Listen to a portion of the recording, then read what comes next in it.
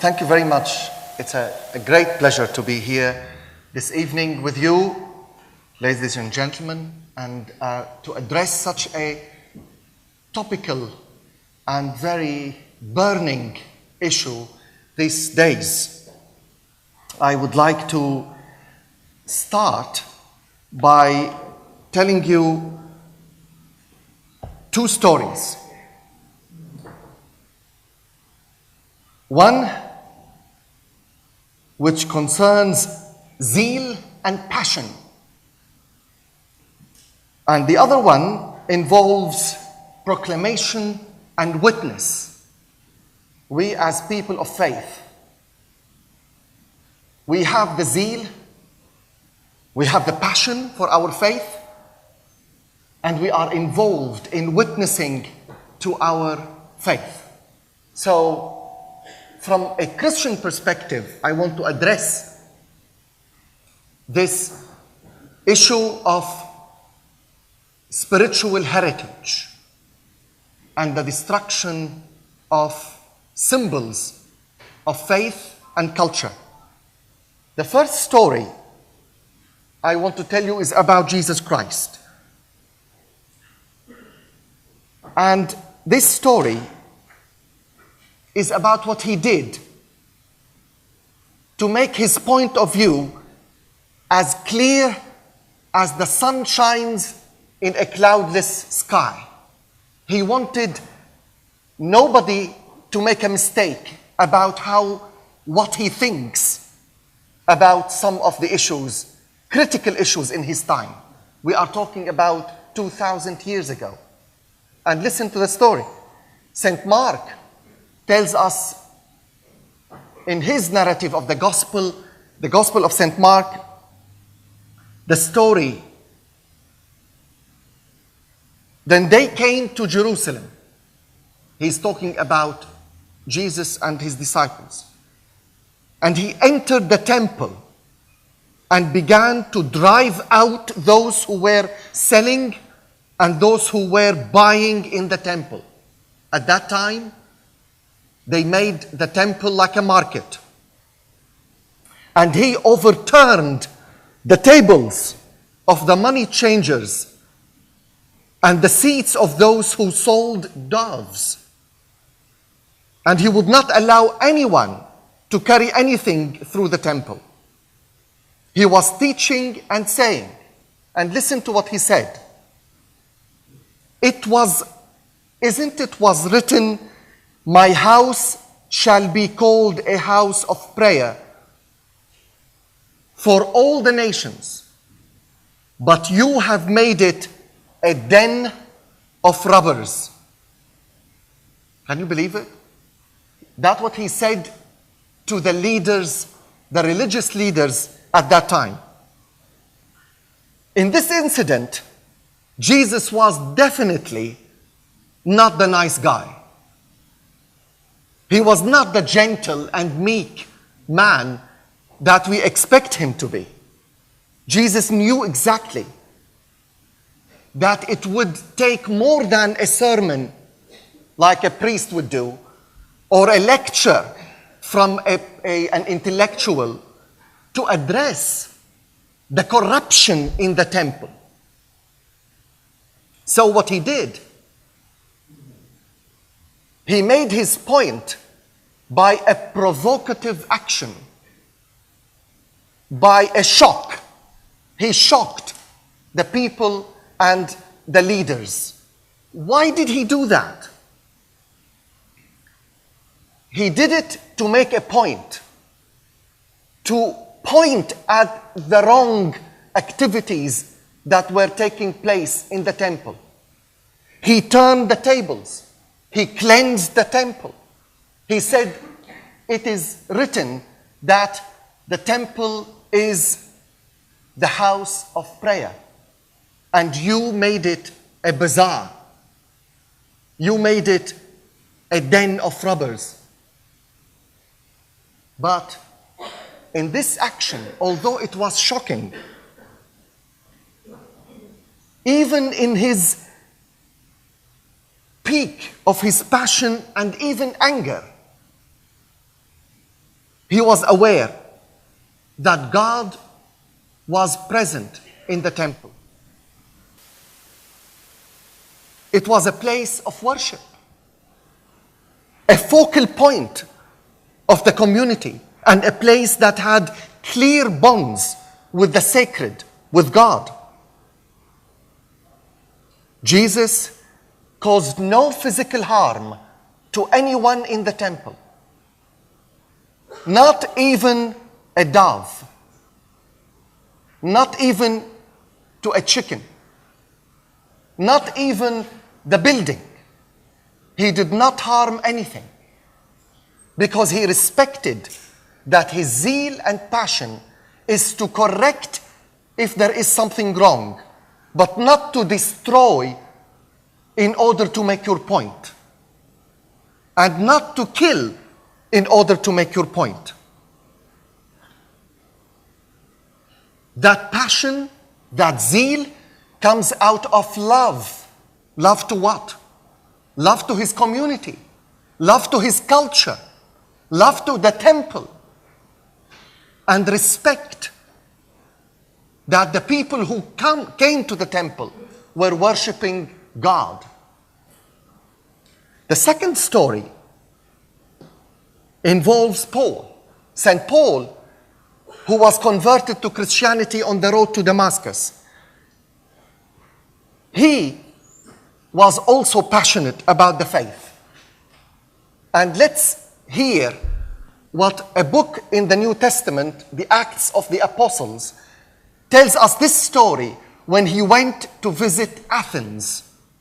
And also we're talking about 1,900 years ago. So they took him, the people of Athens, and brought him to Areopagus. The Areopagus was a public place for court, for public appeal, and asked him, "May we know what this new teaching is that you are preaching and teaching and presenting? It sounds rather strange to us, so we would like to know what it means." Now, all the Athenians and the foreigners living there would spend their time in nothing but telling or hearing something new. They were passionate about new things happening. Then Paul stood in front of the Areopagus and said, listen to what he said. "Athenians, I see how extremely religious you are in every way, like us in the Middle East. We are extremely religious in every way. And actually, I go further to say we are religious by our DNA. So if you put our blood under the microscope, you see religion." So he said, "You are religious in every way. For as I went through the city and looked carefully at the objects of your worship, the idols, I found among them an altar with the inscription to an unknown God.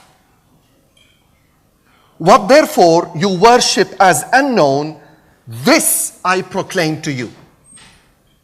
The God who made the world and everything in it, he who is Lord of heaven and earth, does not live in idols and shrines made by human hands, nor is he served by human hands as though he needed anything, since he himself gives to all mortals mortal life, the breath and the life and everything.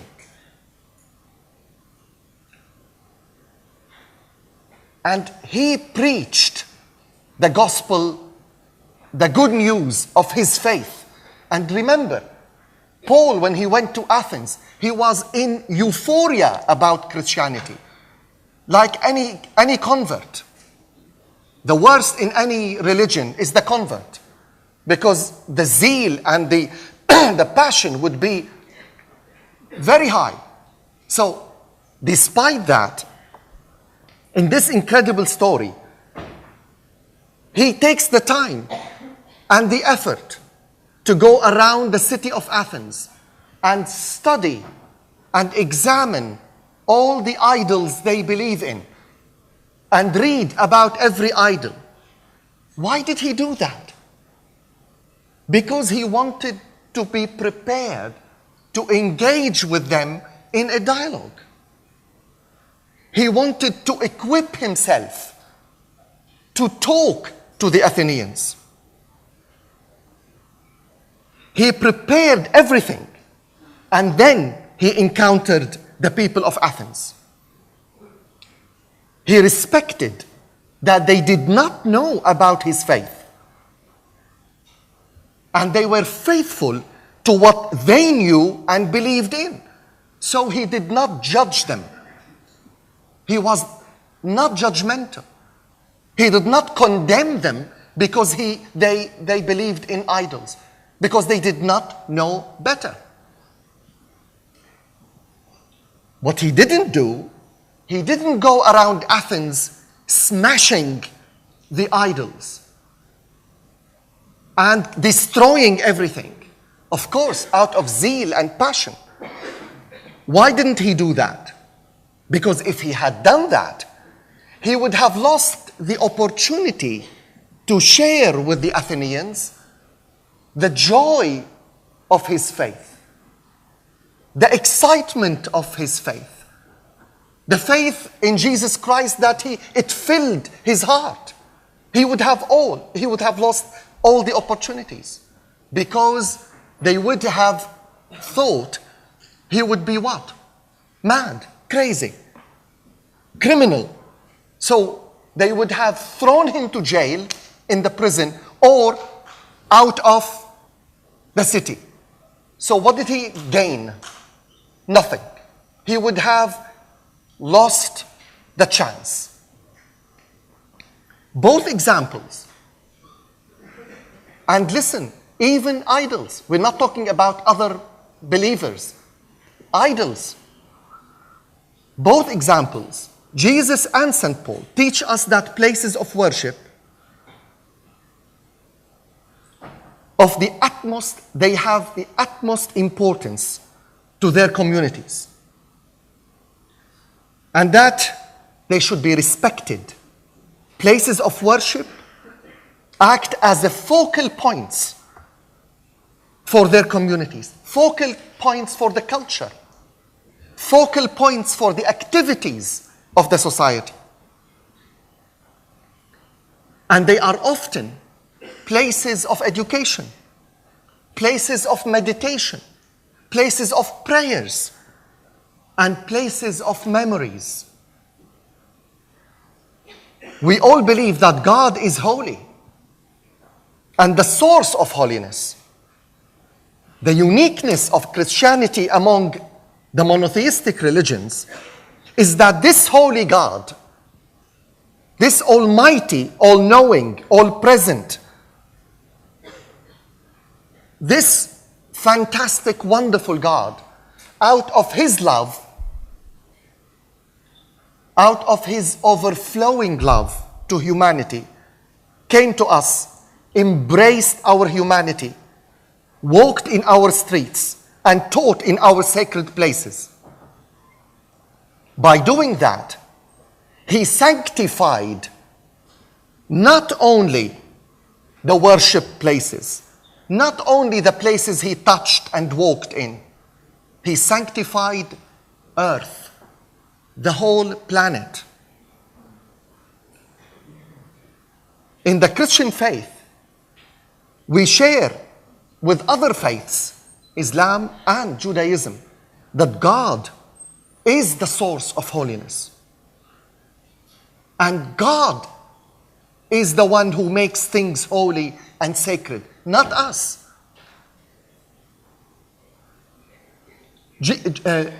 St. Paul says,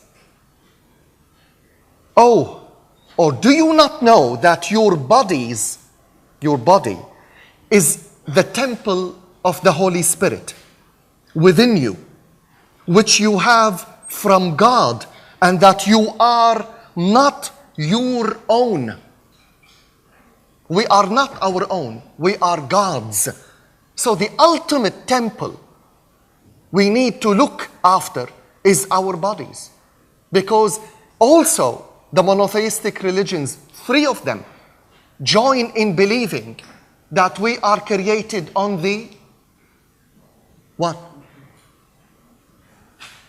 Anybody knows? We are created on the image of God. Thank you. Image of God. The image of God is in us. Because of that, that image makes us holy. The true temples of God are us. We are the ones who proclaim His love when we meet in places of worship. The holiness is not in the bricks and mortars. It is us and our gathering together. The space becomes sacred through our prayers and the presence of our relationship with God. So a place becomes holy or sacred because it is a space where people experience a communion with God, where we collectively feel the longing to gain an insight into a deeper meaning of our lives. What is faith then, if not a deeper meaning and a purpose for our lives? Sacred places present our spiritual heritage. Shrines, tombs, churches, mosques, etc. All these sacred places, they are our spiritual heritage, which does not only involve us, it is the journey of generations. And every generation adds something to it and learns from it. It encompasses different aspects of spiritual life, like architecture, symbolism, rituals, and of course, it is the story of our communities using these places. When we say this is a shrine of somebody who is holy, there is a story behind it. We are not saying we are worshipping the stones of the place, but we are respecting the story behind the holy event or person. In such places, we encounter the transcendent God. Because here, in these places, we encounter God. God becomes accessible. We feel stronger. And the bond with God makes God immanent. So God moves from being transcendent to being immanent with us.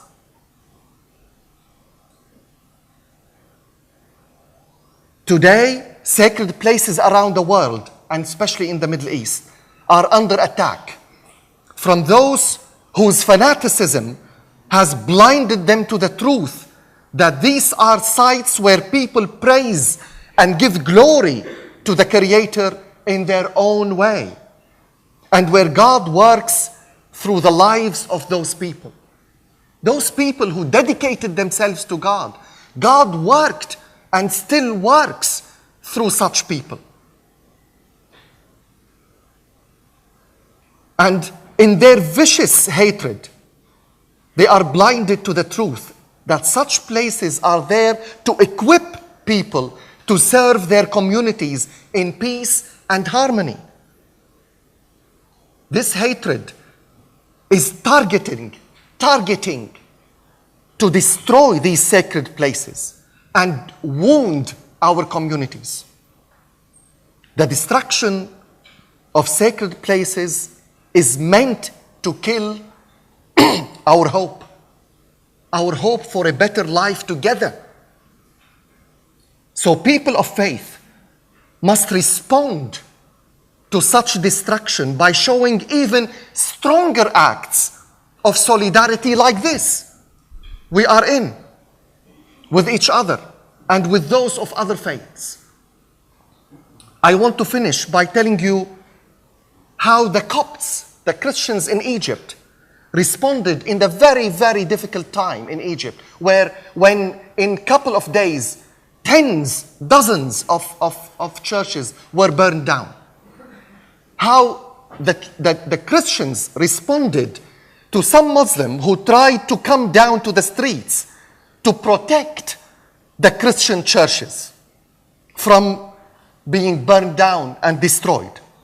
The Copts, the Christians in Egypt, released a very short statement saying, listen to that, to all our Muslim brothers and sisters who want to defend the churches, we say, please do not come down to do so.